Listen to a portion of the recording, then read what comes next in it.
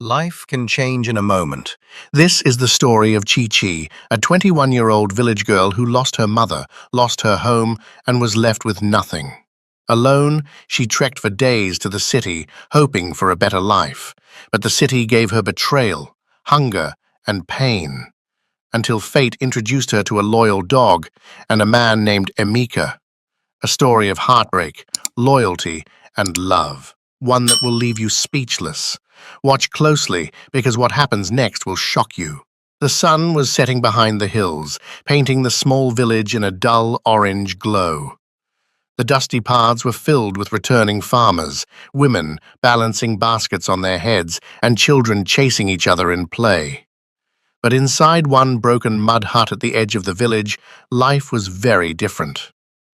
Chi-Chi, a young woman of 21, sat quietly by the mat where her aged mother lay. The air inside was heavy with the smell of herbs and the faint sound of labored breathing. Her mother's chest rose and fell slowly, like a dying fire.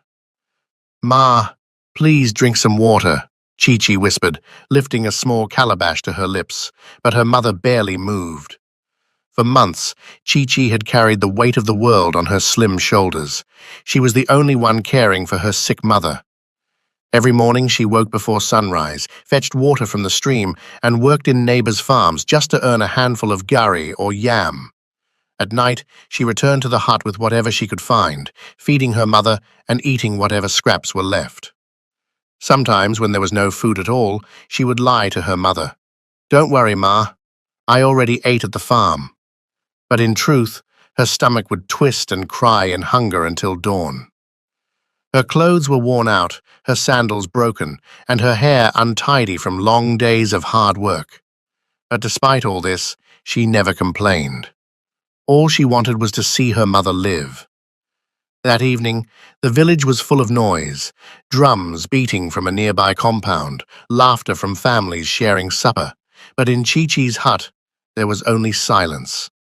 She sat by her mother, fanning her gently with an old piece of cloth, whispering prayers under her breath. "God, please, don't take her away. Not yet. She's all I have."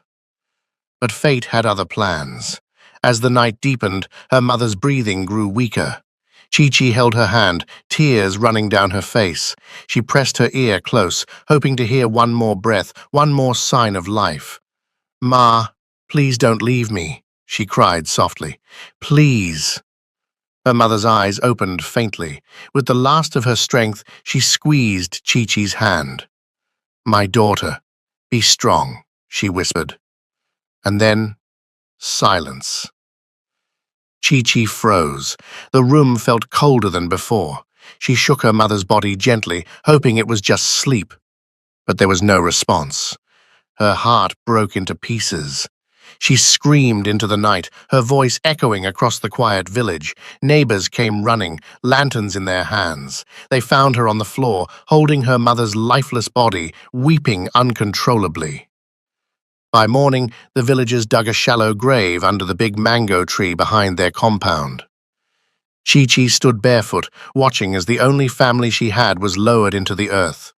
She wanted to jump in, to hold her mother one last time, but strong hands pulled her back.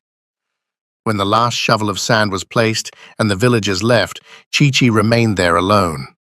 She knelt before the fresh mound of soil, tears dripping onto the ground.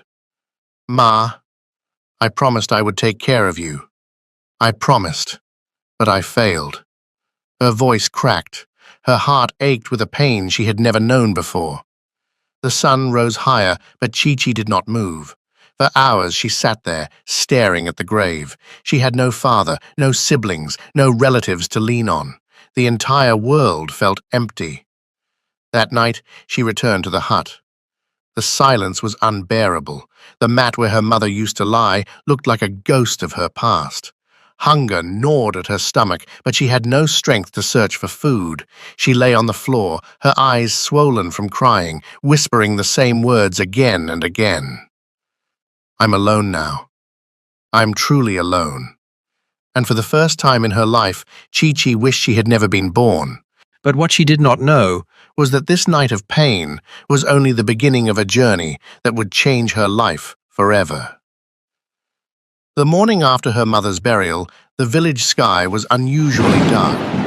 Clouds gathered like angry soldiers preparing for war. By afternoon, the heavens opened. Rain poured with a force that shook the land. The wind howled, tearing through roofs, while thunder roared across the hills. Chi-Chi sat in her hut, staring at her mother's empty mat. The storm outside matched the storm in her heart. She hugged her knees tightly, wishing the rain would stop. But it didn't. It grew heavier. Soon, water began to crawl into her hut. First, it soaked the edges of her mat. Then it rose quickly, sweeping away the little cooking pots and firewood she had gathered. Terrified, Chi-Chi tried to push things onto higher ground, but her efforts were useless. The flood was merciless. Within hours, her mud hut crumbled. The walls, weak from years of neglect, gave way under the force of the water. In one loud crash, the roof caved in. Chi-Chi ran out barefoot into the rain, screaming as the home she and her mother had lived in disappeared before her eyes. By the time the rain stopped, half the village was in ruins. Some wealthy families began to rebuild immediately, their relatives and workers helping them carry fresh wood and new sheets of zinc.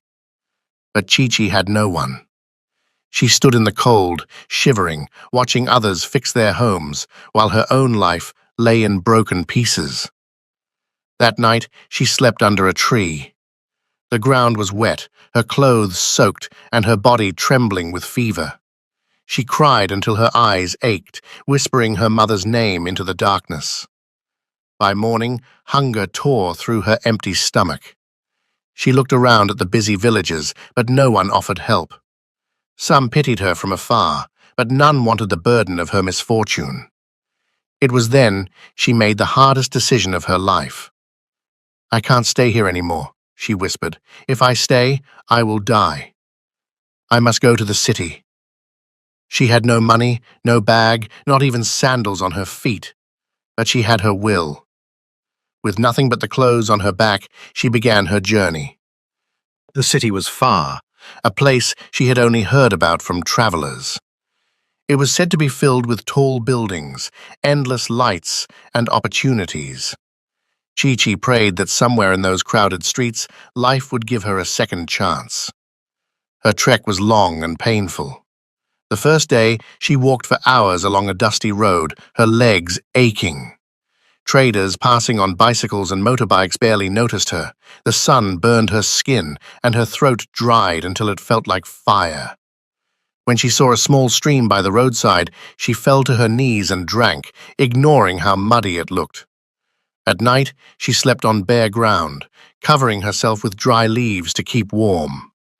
Strange sounds filled the bushes, the hoot of owls, the distant howl of animals. Fear kept her awake, but exhaustion finally forced her eyes shut. The second day was worse. Blisters tore her feet, leaving trails of blood on the road. Hunger gnawed so hard she felt dizzy. She begged a farmer for food, and he tossed her 2 pieces of roasted yam. She ate slowly, saving a small piece for the next morning. By the third day, her legs felt like they would break. Each step was a battle. Her clothes clung to her body, dusty and wet from sweat. Her lips were cracked, and her eyes heavy. She nearly collapsed on the road, but the thought of her mother's last words, "Be strong," pushed her forward. Finally, as the sun dipped low, she saw it. The city skyline in the distance. Buildings rose into the sky, cars honked on the highway, and lights blinked like stars against the evening sky. Chi-Chi stopped and stared, her heart pounding. Tears filled her eyes. She had made it. With the last of her strength, she stepped into the city, unaware that her trials had only just begun. The city was overwhelming. Noisy buses honking, traders shouting, and streets crowded with strangers. For Chi-Chi, the noise was nothing compared to the emptiness in her stomach. Hunger was a constant companion, tearing through her body. She had slept under a bridge one night, then on a wooden bench the next. On the third morning, weak and dizzy, she followed the smell of fried plantain and stew that drifted from a small local restaurant at the corner of a busy street. Inside, the owner, a sharp-eyed woman with a loud voice, looked her up and down. "Who are you? What do you want?" "Please, Ma," Chi-Chi said softly, her head lowered. "I need work. I can wash plates, clean, cook, anything." The woman narrowed her eyes. "Work? She studied Chi-Chi's torn dress, her tired face, then waved her hand. "Fine. Start with the dirty plates. No salary yet. You'll eat food here as payment. If you prove yourself, maybe I'll pay you later." Relief washed over Chi-Chi. She bowed quickly. "Yes, Ma. Thank you, Ma." And so her new life began. At first, she washed piles of greasy plates until her fingers wrinkled in the water. But soon, the madame tested her in the kitchen. That was when things changed. Chi-Chi cooked with skill she didn't even know she had. Her jollof rice carried a smoky flavor, her pepper soup warmed the heart, her beans porridge melted softly on the tongue. Customers began to notice. "Who cooked this today?" one man asked, licking his fingers. Another woman smiled. "I hope it was Chi-Chi. Only her food tastes like this." Day after day, the praise grew louder. Some customers even refused to order unless they confirmed Chi-Chi was the one cooking. The young girl who had entered the restaurant hungry and homeless was now its secret star. But with every word of praise, the madame's heart grew darker. She stood behind the counter, forcing smiles, but inside, envy boiled. "This girl will ruin me," she muttered one night. "If I don't send her away, she will steal all my customers. One day people will say the restaurant belongs to her, not me." Her mind was made up. One hot afternoon, the restaurant was packed. Customers laughed, spoons clinked, and the smell of Chi-Chi's stew filled the air. Suddenly, the madam burst in, her eyes blazing. "Chi-Chi!" she barked. Chi-Chi jumped, nearly dropping the ladle. "Yes, Ma." The woman pointed at her sharply. "You thief! Money has gone missing from my counter. You are the only stranger here. You took it." Chi-Chi froze, her heart pounding. "No, Ma, I swear I did not steal anything. I have never stolen in my life." Ignoring her cries, the woman stormed into the dining area and dragged Chi-Chi behind her. Customers looked up in surprise. "Everyone listen," the madam shouted, pointing at Chi-Chi. "This girl is a thief. She stole my money." Gasps filled the room. A man at the back shook his head. "She is the reason I come here. Her food is too good." Another woman added, "Yes, she cannot be a thief. She cooks with her whole heart." But the madam slammed her hand on the counter. "Silence! Do you believe her sweet face? That's how thieves deceive people." Chi-Chi's knees weakened. Tears rolled down her cheeks as whispers and stares pressed in on her like a storm. "Please," she begged, her voice breaking. "I didn't take anything." But the madam snatched Chi-Chi's small bag, her only belonging, and hurled it onto the street. "Get out of my restaurant!" Laughter and murmurs followed as Chi-Chi stumbled outside. Humiliation burned her like fire. The very customers who had praised her now stared silently as she walked away, her head bowed in shame. By evening, she wandered until she reached an uncompleted building. The walls were bare, no doors, just open holes where windows should have been. She dropped her bag on the floor and sank down, trembling with hunger and grief. That night, as the moonlight filtered in through the cracks, Chi-Chi wept silently. "Why does life hate me so much?" she whispered. Then she heard soft footsteps.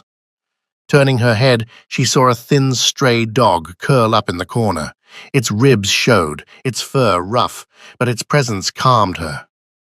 Wiping her tears, she whispered, "Maybe you're the only friend I have now." The dog's tail wagged faintly, and so, in the ashes of betrayal, a new bond quietly began. Morning came slowly inside the uncompleted building. Sunlight slipped through cracks in the cement blocks, falling across Chi-Chi's face. She opened her eyes, stiff from sleeping on the cold floor. Her stomach growled painfully. Then she noticed movement in the corner. The same dog from last night was still there, watching her with quiet eyes. Its ribs showed through its thin fur. It looked as hungry as she felt. Chi-Chi sat up slowly. "You're still here?" she whispered. The dog tilted its head, wagging its tail once. She reached into her small bag and found a piece of dry bread she had saved from her last meal at the restaurant. Breaking it in half, she pushed one piece toward the dog. "Here, eat." The dog sniffed, then carefully took the bread. As it chewed, its tail wagged harder. A small smile touched Chi-Chi's lips. For the first time in days, she felt less alone. From that day on, the dog never left her side. Wherever Chi-Chi went, the dog followed. If she went to the market looking for menial jobs, it waited patiently at the corner. When she weeded a farm for a little pay, it lay under a tree until she returned. When she came back to the uncompleted building at night, it curled up beside her like a guard. She named him Courage. "Because you're the only brave one who stayed with me," she said one night, stroking his head. Life was still harsh. Chi-Chi worked small jobs no one else wanted, clearing weeds from people's farms, carrying loads of cassava, even going into the bush to gather firewood. Sometimes she helped hunters carry traps. The money was little, but it bought food, and every time she ate, she shared with Courage. People in the neighborhood began to notice. Some laughed. "Look at that homeless girl feeding a dog when she barely feeds herself," they said. But Chi-Chi ignored them. The dog was more than an animal to her. He was family. While Chi-Chi struggled to survive, somewhere else in the city, Emeka's world was collapsing. Emeka was a hard-working young man in his late 20s. He had a good job, a house, and dreams of starting a family. For years, he had been in a relationship with a woman he believed loved him. But that belief shattered one quiet afternoon. His fiancée had gone into the kitchen to prepare lunch, leaving her phone on the couch. Emeka had never been the type to snoop, but something in his heart pulled his eyes to the phone. He picked it up, unlocked it, and froze. Message after message from different men filled the screen. Sweet words, promises, and confessions of nights they had spent together. His chest tightened as his worst fears unfolded before him. When she returned, wiping her hands on a towel, Emeka looked her in the eyes and asked, "Who are these men?" Her face changed instantly. She stuttered, then grew defensive. "Why are you checking my phone? You don't trust me?" Emeka stood, his voice heavy. "This is betrayal. All these years, and this is what I mean to you?" The argument grew fierce. She shouted. He shouted louder. At last he opened the door and said the words he never thought he would say. "It's over." She left in anger, slamming the door behind her. For hours, Emeka sat in silence, his head buried in his hands. For years, he had always run back to her after fights, but this time, his heart was done. He felt empty. Days passed, but the pain lingered. He worked, he paid his workers, but at night, his house echoed with loneliness. He didn't know that fate was weaving another story for him, a story that would begin not with a woman, but with a hungry dog and a broken girl. Back in the uncompleted building, Chi-Chi lay beside Courage. She stroked his fur and whispered, "One day, maybe things will change for us." One day. The dog wagged his tail as if to say, "Yes, one day." Neither of them knew that day was closer than they imagined. The morning was bright, but Emeka's heart was heavy. He had not fully recovered from the breakup with his fiancée. The betrayal haunted him, but work waited for no man. He had a construction site to manage and workers who depended on their wages. That afternoon, Emeka drove to the bank. He greeted the cashier, signed the papers, and received a large briefcase stuffed with cash. It was meant for the laborers who had worked hard under the hot sun for weeks. He clutched it tightly, knowing its weight could attract trouble. Outside, the city was busy as usual. Buses honking, traders shouting, motorcycles zigzagging dangerously. Emeka placed the briefcase on the passenger seat of his car and drove straight toward the site. As he pulled up near the half-built structure, he parked and stepped out with the briefcase in hand. The street was quiet, almost too quiet. Then, like shadows, two hoodlums sprang from the corner. Their eyes were sharp, their bodies lean and desperate. One grabbed at the briefcase, the other shoved Emeka hard against the car. "Drop it!" one hissed, pulling a rusty knife from his pocket. Emeka's heart raced. He tightened his grip on the handle, struggling against them. "Leave me alone! This money is not mine. It belongs to my workers," he shouted. But the thieves didn't care. They punched and kicked, dragging him toward the ground. The knife gleamed dangerously close to his side. Emeka felt his strength failing. The briefcase slipped halfway from his grasp. Just then, a sudden blur shot out from nowhere. A dog. With a fierce snarl, Courage lunged at the thief holding the knife, sinking his teeth deep into the man's leg. The man screamed, stumbling backward. The other hoodlum panicked as Courage barked furiously, circling them like a lion. In the chaos, the briefcase fell to the ground. Emeka seized the chance, snatching it back with both hands. The wounded thief kicked wildly, trying to shake Courage off, but the dog refused to let go. The other grabbed his partner's arm. "Leave it! Let's go!" he shouted. With pain and fear flooding their faces, the two men fled into the alley, limping and cursing. Breathing heavily, Emeka dropped to his knees, clutching the briefcase tightly to his chest. His shirt was torn, dust covered his trousers, but the money was safe. He looked at the dog standing in front of him, teeth bared, still growling into the distance. Then, slowly, the animal turned its head toward him. Its eyes softened, its tail wagged. Emeka blinked in disbelief. You saved me," he whispered. The dog barked once as if to answer. Emeka laughed nervously, his heart pounding with relief. He reached out, rubbing the dog's head gently. "What a brave dog." "Thank you. You are a hero." He noticed the dog was thin, its fur rough, ribs showing from hunger. Pity filled his heart. "You must be starving," he said. "Wait here. I'll get you food." Still shaken, Emeka carried the briefcase into the site office, locked it safely, and then hurried across the street to a food vendor. He bought roasted meat and bread, wrapped in nylon. When he returned, the dog wagged its tail excitedly. Emeka knelt down, opening the package. "Here, eat. You deserve it." But instead of devouring the food, the dog picked up the nylon gently in its mouth and began walking away. Emeka frowned in surprise. "What are you doing?" "Eat it." But the dog only looked back once, as if telling him to follow. Curiosity gripped him. He stood up, brushed the dust from his trousers, and followed quietly. Through winding paths, past half-built houses and lonely streets, Emeka trailed the animal. His mind raced. Where is this dog going? Why won't it eat? Finally, the dog stopped in front of an abandoned, uncompleted building. It stepped inside, the nylon still dangling from its mouth. Emeka followed, his heart beating fast. The air inside was cold and damp. And then he saw her. A young woman lay on the floor, her body thin, her skin pale with sickness. Her eyes were closed, her breathing shallow. The dog pattered over, dropped the food beside her, and nudged her gently with its nose. Slowly, the girl stirred, her eyes fluttering open. She saw the food, then the dog, and managed a weak smile. "Courage," she whispered, reaching for the meat.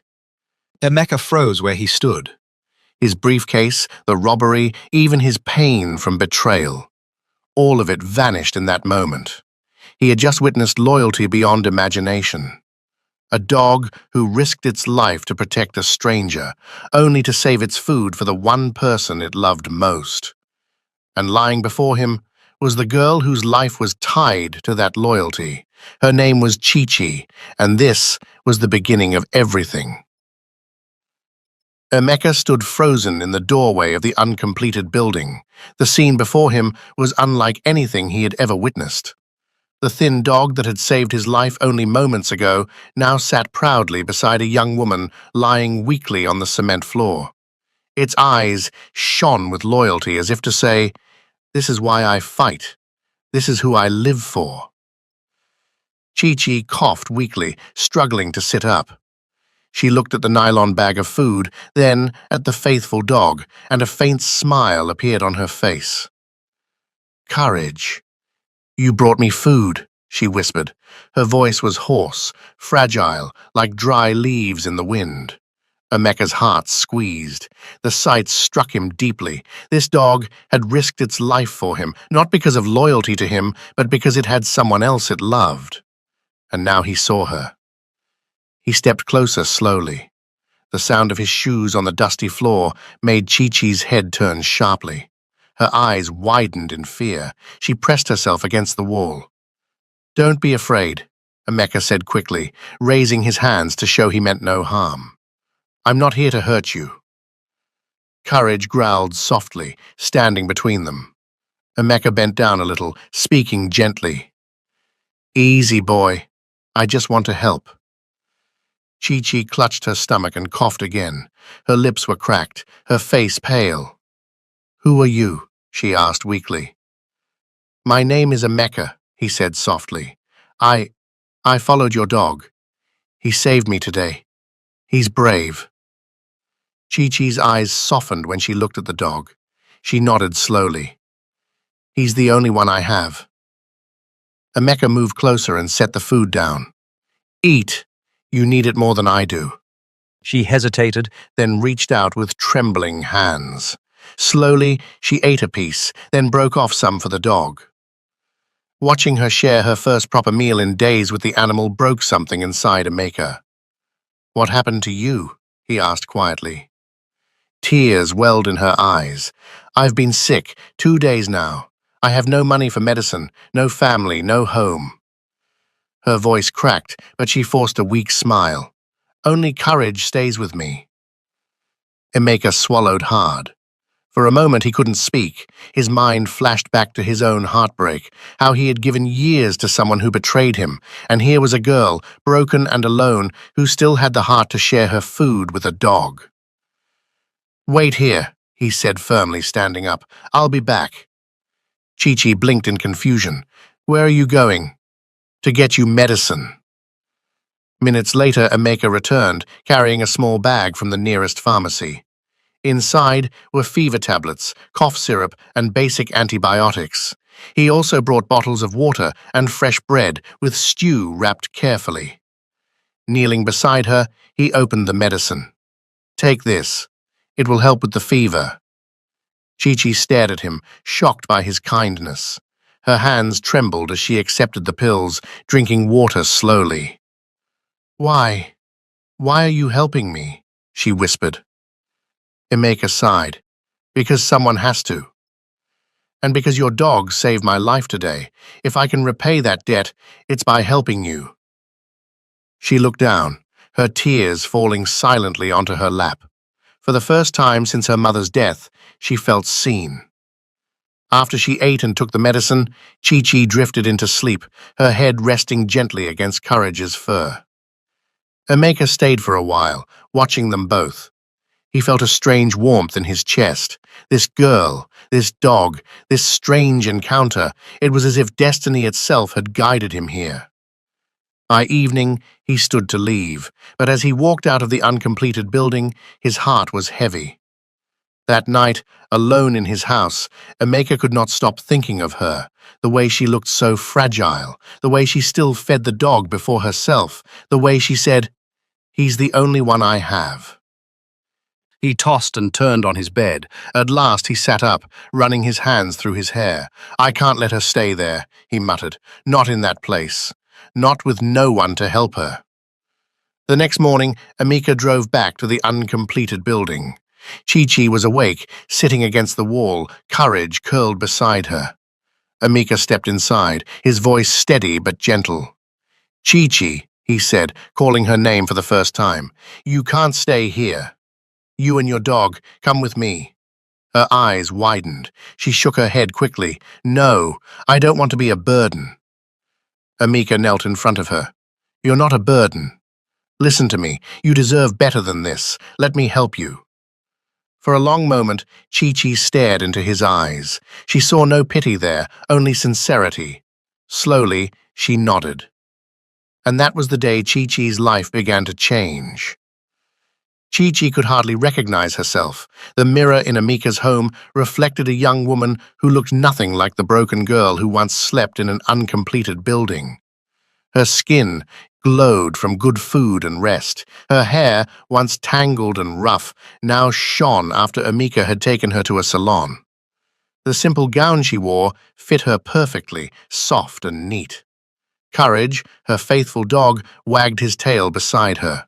He too had changed. His once thin body had filled out with strength, his fur glossy and healthy. When neighbors saw him, they often said, "That dog looks like a king's guard." Every day, Chi-Chi cooked, cleaned, and helped Amika in small ways. She was no longer just surviving, she was living. The workers at Amika's construction sites adored her. Madame Chi-Chi, they called her jokingly, laughing at how Amika's eyes lit up whenever she visited the site. Amika had found something he never thought possible after heartbreak: peace. With Chi-Chi's humility, her quiet strength, and the way she treated even strangers with kindness, he knew his life had changed forever.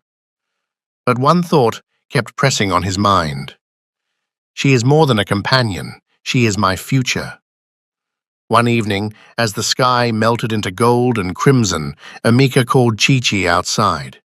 Courage trotted happily after them, Tails swishing. The compound was quiet, the air filled only with the chirping of crickets. Chi-Chi raised a brow playfully. "Why are you calling me out here?" "You look too serious." Amika smiled nervously, holding her hand. "Because tonight, I want to do something that will change both our lives." The dog barked once, as if to second his words, before sitting neatly at their feet.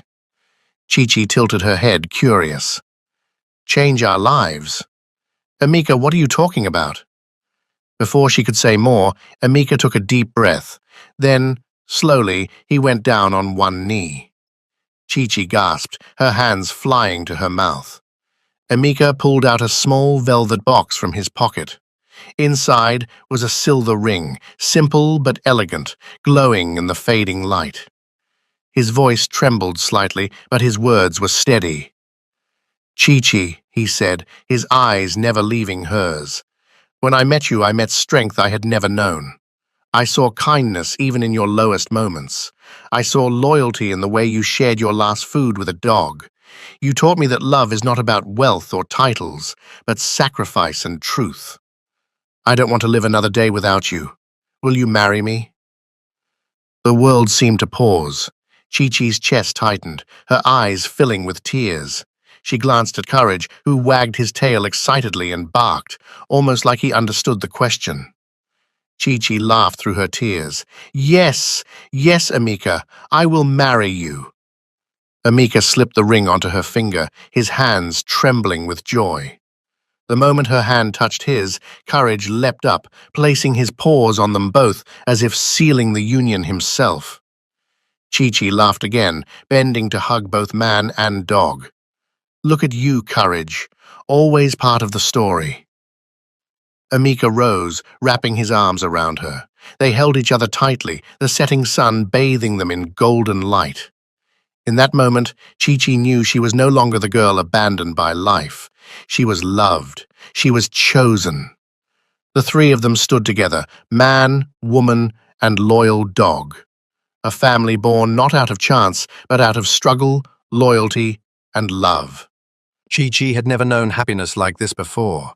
The simple, silver ring on her finger glistened each time the sun touched it, reminding her that her life had truly changed. From the girl who once slept on cold cement floors, she had become the woman chosen by a man who loved her with his whole heart. Everywhere they went, people noticed the glow on her face. Emeka's workers respected her deeply, and neighbors admired the bond between her and Emeka. Even Courage seemed prouder than ever, always guarding them closely, his tail wagging with every step. But happiness does not always go unchallenged. Far away, Emeka's ex-fiancée seethed with jealousy. She had expected him to come crawling back, as he always did in the past. Whenever they quarreled, she had grown used to Emeka begging, apologizing, and trying to make peace. But this time was different. Instead of returning to her arms, he had moved on, and with someone she considered beneath her, a poor village girl. The thought burned her like fire. How dare he leave me for her, after all the years we spent together, after everything I gave him? Her anger built until she could no longer stay away. One hot afternoon, she stormed into Emeka's compound. Her heels clapped loudly against the pavement, her perfume filling the air before her voice cut sharply into the silence. "Emeka!" she shouted. Chi-Chi, who had been watering the flowers near the front porch, froze. Courage stood instantly, growling low. Moments later, Emeka stepped out of the house, his face tightening when he saw her. "What are you doing here?" he asked coldly. The woman folded her arms, her eyes blazing. "So it's true, this is her." She pointed at Chi-Chi with a scornful laugh. "This is the village girl you want to leave me for? Emeka, after all these years, this is what you've chosen." Chi-Chi stood still, holding her ground though her heart raced. Emeka moved closer, placing himself between them protectively. "You have no right to insult her," he said firmly. The ex-fiancée sneered. "No right? Emeka, I was there for you for years. I shared your life, your dreams, your struggles, and you think you can just throw me away for her?" Her voice dripped with venom. "This isn't over. You can't dump me just like that." Chi-Chi's lips trembled, but she raised her chin, refusing to show weakness. Courage barked loudly, stepping forward, his teeth bared. "Control that dog," the woman snapped, taking a step back. But Emeka didn't flinch. His voice was cold as steel. "Leave, before you embarrass yourself further. The past is gone." Her eyes widened with rage. "Oh, Emeka, you think this little love story will last? You think she can replace me? You'll regret this. You'll regret ever choosing her over me." She looked Chi-Chi up and down with disgust, her words sharp like knives. "Enjoy this while it lasts, village girl, because one day he will remember who truly belongs by his side, and when that day comes, you'll be nothing but a shadow in his story." Tears stung Chi-Chi's eyes, but she gripped Emeka's hand tightly. Emeka pulled her close, his gaze never leaving the furious woman. "You don't scare me anymore," he said quietly. "I know who I want, and it's not you." For a moment, silence hung in the air. Then the ex-fiancée let out a bitter laugh, shaking her head. "We'll see about that. We'll see." She turned sharply on her heels, her perfume trailing behind her as she stormed